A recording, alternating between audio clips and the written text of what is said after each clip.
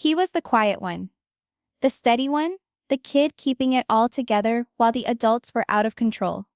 But what was really behind Logan Brown walking away from the limelight and the family? There was more to this story than anyone knew. Favoritism, emotional baggage, and a silent farewell that spoke volumes. You won't believe what the cameras didn't catch. Watch now and discover the truth behind Logan's quiet departure. You ever see someone in a large family who just has it all together, quiet and steady, and always there to lend a hand, but hiding something behind their eyes? A weight, a silence, perhaps even a little bit of sadness that they've never vocalized. That's what Logan Brown always seemed like to me. From the very beginning of Sister Wives, there he was, composed, steady, balancing siblings, wiping noses, bringing peace where the grown-ups were shortchanging. He wasn't flashy, he didn't pursue the cameras. But you could tell, he was the one keeping it all together when the rest was fraying apart. And yet, somehow we never quite glimpsed him. We heard a lot from Cody. We saw Robyn cry.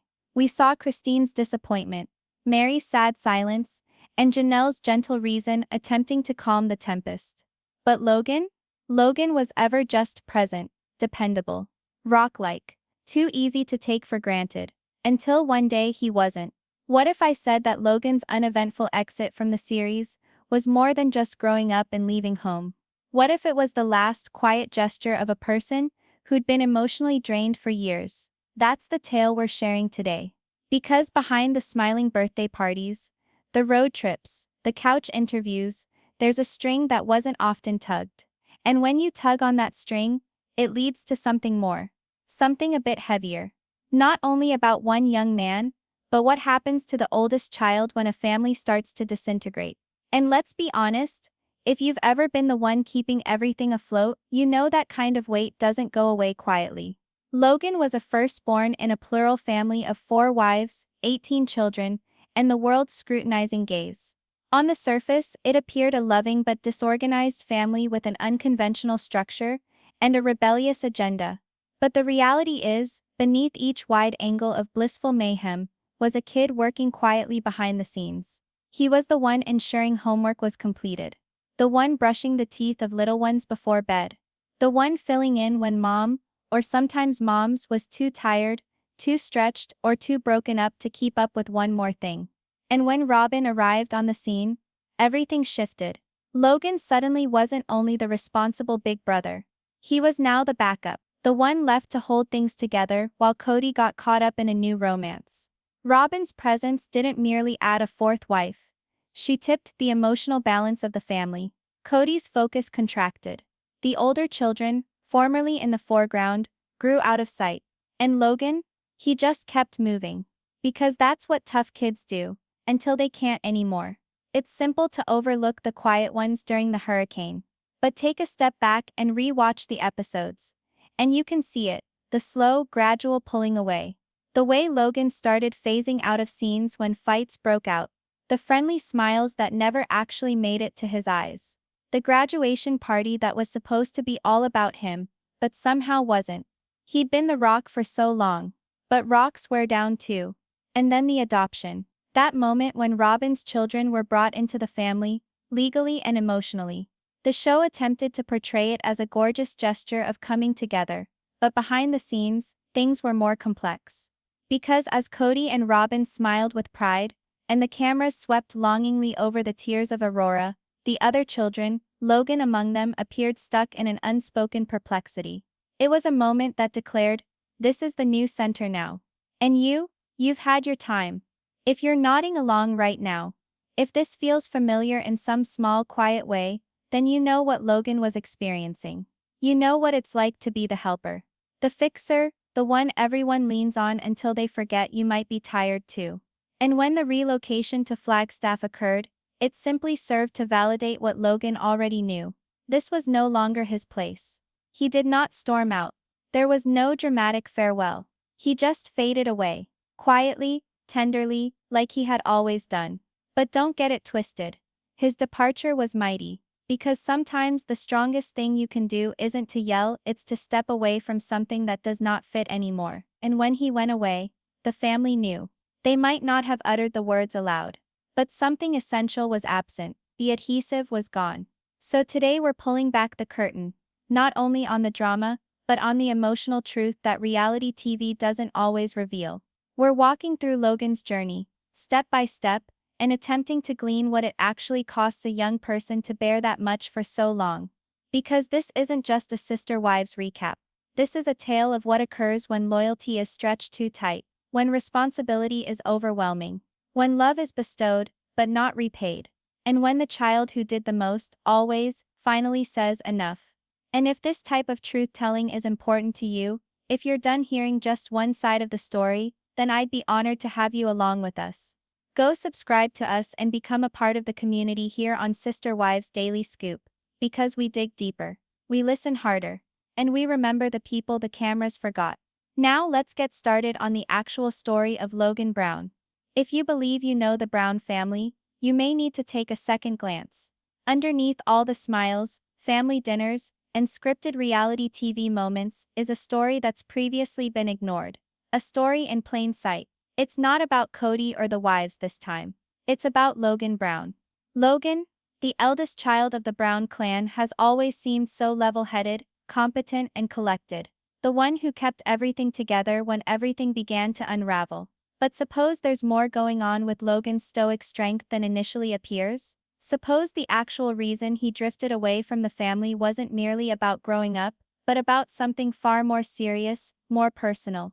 Logan's departure is more than about growing pains. Hello friends, welcome to Sister Wives Daily Scoop. If you're as curious as I am about what actually happens behind the cameras of reality TV, you're in the right place. Go ahead and hit that subscribe button, and let's chat in the comments. Did you ever feel like there was something more at play with Logan? Did Dayton's adoption seem like a turning point to you? Because today, we're going beyond the usual Sister Wives recap. We're looking at what the show never quite explained. The emotional fault lines in the Brown family, the subtle moments that slipped by, and the heavy truth about being the oldest in a household bursting at the seams. This isn't just drama, it's what happens when loyalty turns into silent pressure. From the first episode, Sister Wives presented a scene of harmony. One husband, 4 wives, and a dozen or so children all pulling together in some form of tidy anarchy. It was marketed as a contemporary take on family, filled with laughter, love and harmony. Of course it had its trials and tribulations, but the Browns always appeared to be in it together. And it worked. At least superficially for a time. We had backyard barbecues, birthday parties with more candles than were definitely possible to blow out, and those quintessential couch interviews in which everyone appeared, for the most part, to be on the same page. But if you looked a bit more carefully, there were hints that all was not as even as it seemed. You could see it in the eyes of the older children, that silent fatigue, that feeling of having to mature a bit earlier than intended. Logan in particular stood out. He was the quiet backbone of the family, rising early, rising late, getting the things done that had to be done when others did not. Cody bounced back and forth between homes. The wives balanced their own children and their role in the family hierarchy. And Logan, he was the one keeping it all together. Behind Logan's steadfast grin was a burden no teenage boy should ever have had. Even as a teenager, Logan had a load of responsibilities that would have buried most adults. He monitored homework, assisted with feeding siblings, ensured the younger ones didn't set the house ablaze, all while getting through school and attempting to create a life of his own. He wasn't the only one. Aspen, Christine's eldest daughter, was another unobtrusive hero of the household. She frequently filled the caretaker role as well, particularly when Christine was at her limit or just needed a break. Together, the two of them kept the house going, not due to Cody's leadership, not due to polygamous bliss, but because these two children rose to the occasion. The Brown clan referred to it as teamwork, but the burden rested on the oldest. There's one moment that's always stuck with me. Logan was maybe 16 or 17. He was in the kitchen, juggling toddlers and trying to keep things under control. Cody swept in with some big plan, full of energy, full of himself, and Logan just glanced at the camera. It wasn't angry, it wasn't resentful, but it said everything. A quiet, tired look that said, "I've got this, but it'd be nice if someone else did, just once." That's when it hit home. This was no ordinary family, balancing a lot of moving pieces. This was an institution relying quietly on the shoulders of children who had no say. The older Brown children weren't assisting as much as they were filling in where parenting lagged. While Cody swung back and forth between homes and each wife was handling her own emotional burden, children like Aspen and Logan were standing quietly in the middle, keeping everything together. It wasn't a chore chart level of assistance. It was an assist that included sacrifice, giving up portions of their teenage lives to maintain harmony. And although the Browns tended to come on screen with a united, strong front, the truth was so much more complex. Underneath the smiles and meals shared, there were silent rivalries, jealousy, and times when the entire edifice seemed to be on the verge of collapse. Sometimes the people holding the family together are the ones shattering within. It was infuriating to see Logan and Aspen always prioritizing others. They weren't simply assisting with homework or sitting for an hour, they were plugging emotional holes created by drowning parents and a progressively distant father. From the start, the burden was enormous. And over the years, that burden began to manifest. For Logan, the illusion of togetherness, the notion that this family could run smoothly, ultimately proved too much. If you've ever questioned why so many of the older Brown children were racing out the door as soon as they could, this is where it began. It wasn't about getting older. It was about getting exhausted. The cracks within the family weren't just between the parents. They ran deep through the children as well. Then it all changed when Robyn appeared on the scene. You've been watching since the early years, probably recall how it used to feel when Robyn arrived on the scene. Yes, the family had discussed bringing in a fourth wife for a time, but when it did happen, something altered. The dynamic, already precarious, swung hard in a new direction. Robyn brought a new vibe, softer, emotional, and entwined in some sort of romantic fog. And Cody, he was totally smitten with her. Suddenly he was spending more time at Robyn's house. He made extra trips, paid her more attention, and the favoritism wasn't veiled. It was out there on camera. When Robyn showed up, the family didn't simply expand. It broke apart. You might catch it in the little things. The extra long hugs, the clandestine conversations, the twinkle in Cody's eye every time she walked into a room. This was not new love.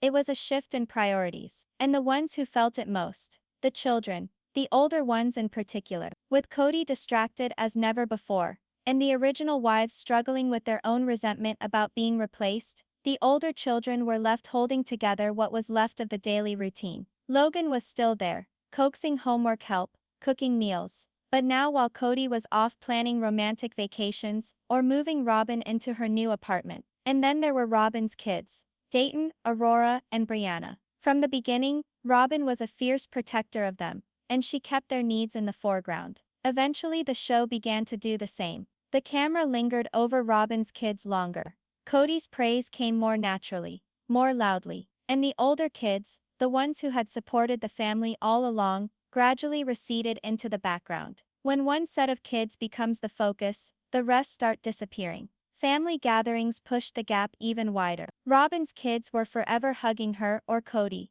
even posing for the camera at times, attempting to lay claim in a family that was already stretched to its limit. And it paid off. Cody doted on them, fawning over their achievements, breaking out the champagne to toast their little triumphs. Logan and the rest were just supposed to fend for themselves. In a very telling moment, Cody said he was spending more time at Robyn's because her children needed him more. But what about Logan, the son who had been keeping the family afloat for years? What about all the other children who didn't throw tantrums and still needed him just the same? And Robyn, she didn't just affect Cody. She would steer entire conversations and humbly influence major family decisions. On TV she'd sob, explain how difficult it was to be accepted, and place herself as the peacekeeper, or the martyred victim. It was discreet, emotional manipulation, and it worked. The more she sobbed, the more she defended Cody. And sometimes that meant deferring to the rest of the family in order to shield the one person who seemed always to need him most. When only one voice is heard, the others remain silent. In retrospect now, it's simple to understand that Robyn's coming did not only transform the family, it split it. The unity the Browns had strived so long to keep was gradually disintegrating. Replacing it was favoritism, increasing insecurity, and a silent feeling of loneliness, particularly for the older children who had always had to bear the brunt. For Logan, it was another emotional burden placed on one already overfilled plate. And that transition, that equilibrium, didn't simply go away. It lingered. It permeated. And it silently formed the way the family would operate or not operate for years to come. Sometimes growth on the outside can be pressure building up on the inside. And then there was the adoption narrative. At face value, it was presented as a happy time. Cody adopting Robyn's children, Dayton, Aurora, and Brianna. Officially, the show portrayed it as a beautiful act of love. Robyn and Cody described it with beaming enthusiasm, referring to it as a move toward ultimate family togetherness. They told us the adoption provided the children with security, identity, and their rightful place in the Brown clan. But if you were listening, there was another vibe beneath all the fanfare. The tension was palpable, but subtle. It wasn't only about documents or legal names. It was burdened with emotional consequence. You could tell, particularly by the kids' responses. Aurora broke down crying during the announcement. But it wasn't joyful tears. It was intense, almost overwhelming. It felt more like the kind of crying that comes from stress or pressure. Brianna and Dayton often looked unsure, their expressions stiff or blank, as if they didn't quite know how they were supposed to feel. When cameras roll, not every smile tells the truth. Off stage, there was a whispered expectation: act happy, say thank you, be enthusiastic. Robyn would round up her kids and try to coax them into being excited. Their body language, however, did the opposite. The tension was evident. Even Cody, who always sought to be positive, appeared guarded, as if he waited for the right responses. And for Logan and the older children, it was not just a sentimental moment for the family. It was another reminder that things had shifted. Logan, who for years had quietly nursed the family along, was being asked to mark something that felt more about power than affection. Let's not forget, Dayton's biological dad was still around. The show did give a nod to this. But it was obvious the situation was more complicated than Cody and Robyn cared to admit. In one such moment that was memorable, Dayton returned to answering to his birth name, David, post-adoption. It was subtle, but potent. A quiet gesture of holding on to his own identity in a family that was constantly rewriting the rules. When children are compelled to change too fast, identity is a silent protest. The emotional cost wasn't only on Robyn's kids, it was felt by all. The older Brown children witnessed the limelight shift increasingly towards Robyn's side of the clan. Their requirements were given top priority. Their sentiments were walked around. And meanwhile, children like Logan were simply meant to carry on, to support unquestioningly, to celebrate without displaying skepticism. The adoption, rather than uniting everyone, created an even clearer division between who counted and who was being pushed aside. For Logan, it was one more instance where he needed to set aside his own emotion.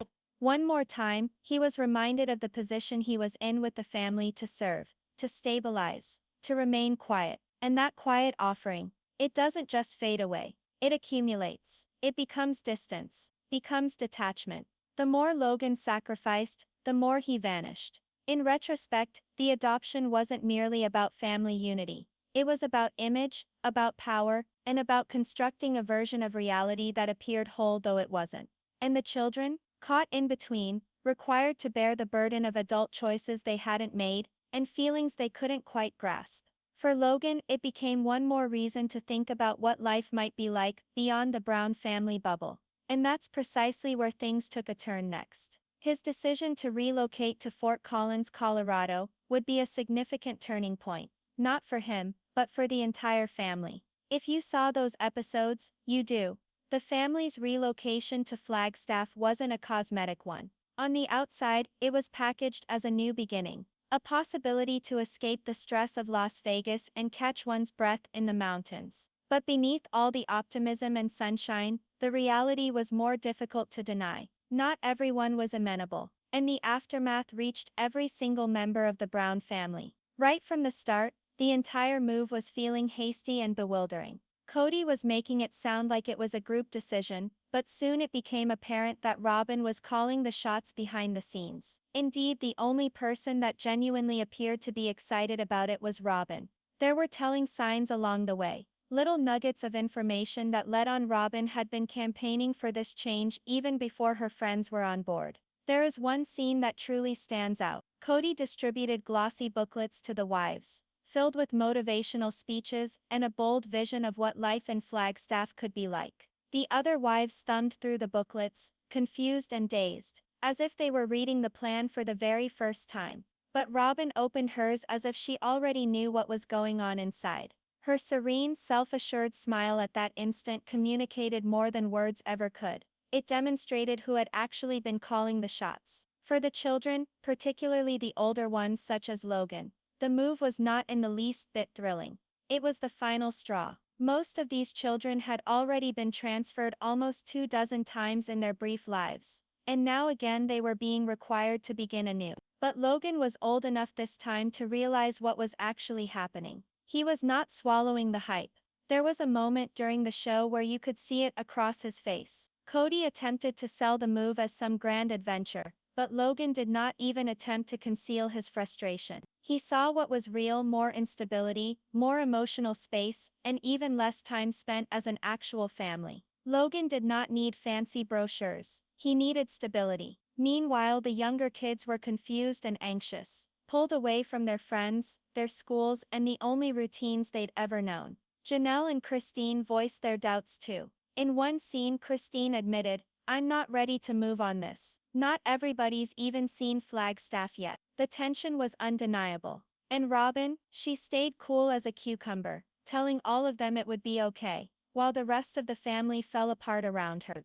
The relocation didn't bring the Browns together. Instead, it revealed just how far apart they already were. The family, once proud of togetherness, was now divided between different houses, tending to old scars while forging new ones. Logan, having gone the extra mile for so long, began to finally take a step back. He knew that no matter how much effort he put in, he couldn't repair something unwilling to be repaired. The relocation was intended to be a start, but for Logan it was the end. The disarray, the confusion, the disconnect. It all unfolded on television. And for anyone watching, it was obvious the Brown family would never be the same.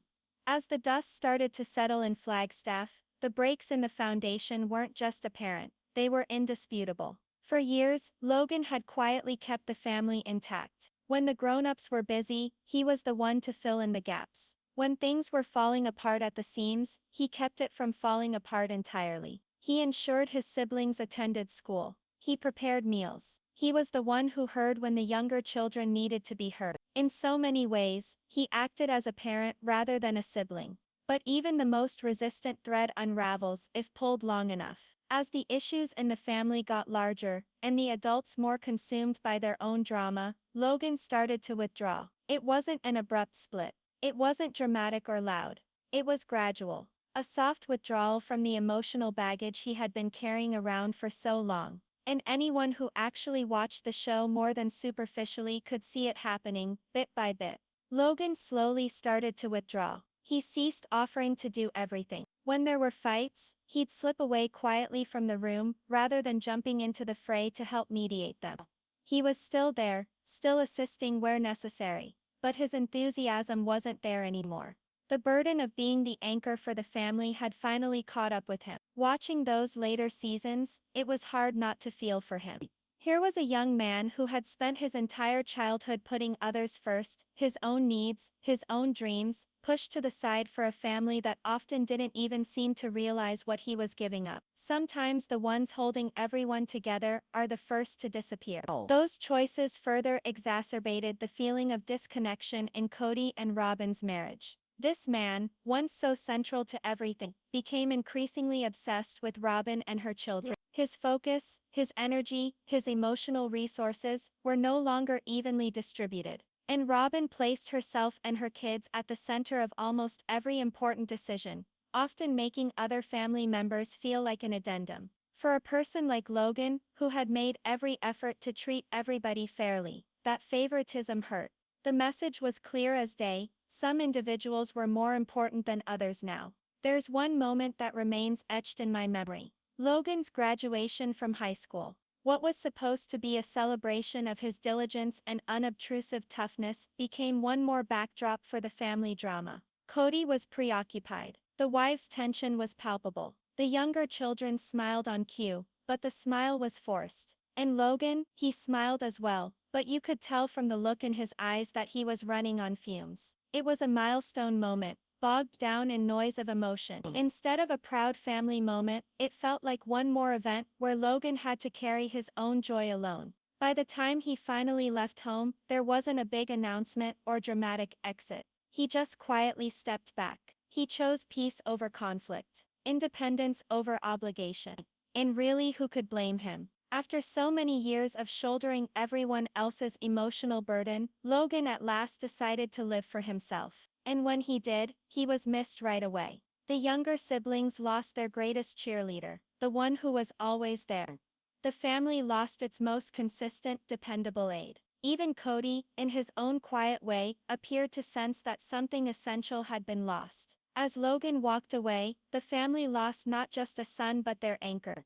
Today, the Brown family is more broken than ever. The solidarity they used to hold up like a badge of honor no longer exists. Instead, what's left are independent households, tense relationships, and emotional wounds, most especially for the children who were compelled to grow up too early. Logan's tale is a subtle but potent reminder of what may occur when children are asked to bear grown-up burdens, and when parents so caught up in their own soap opera forget to notice what their children are experiencing. If there's a moral to all of this, it's that true unity can't be imposed. It doesn't arise from appearances, control, or meticulously produced storylines. It arises from trust, from respect, from authentic care for each other. Logan's unobtrusive departure spoke volumes no one else could. Enough is enough. Sometimes the greatest act of courage a human can muster is to simply walk away, no matter if it means abandoning the only life he's ever known. Reflecting on it, it's obvious Logan's decision to leave wasn't merely about growing up or beginning anew.